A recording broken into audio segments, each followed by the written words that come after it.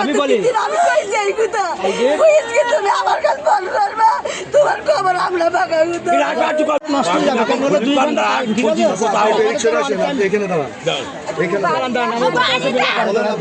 এখন আমি বলি শোনেন, এখন এখানে তো ব্যাপক ভিড়, ঠিক আছে?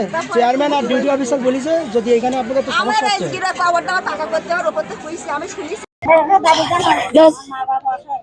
আমার মা বাবার কেউ নেই, একটা ভাই আমার মা বাবা কামাই করতে পারে না। আমার ভাই দুই দিন আছে, দুই দিনের কি উপায় হবে? একটু সরকার আমাকে রেতিনের একটু ব্যবস্থা করে দেয়। আমার শোনা তো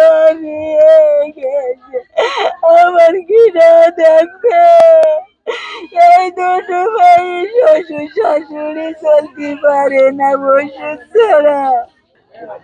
যে ছেলেটা মারা গেছেন আমারই ওটার ছেলে। গত রমজান মাসে সে লেবাননের উদ্দেশ্যে রওনা হয়, আমাদের সঙ্গে বিদায় নিয়ে যায়। সে খুবই হাসি খুশি ছেলেটা, সাদা মনের মানুষ এক কথায় বলা যায়। তো আমরা হঠাৎ করে জানতে পারি যে 1 মাস আগে সে নিহত হয়েছে ড্রোনের হামলায় লেবাননে। একটা পর্যায়ে দুঃখের মধ্যে হলেও একটু স্বস্তি পেয়েছি যে লাশটা আমরা আজকে হাতে পেয়েছি।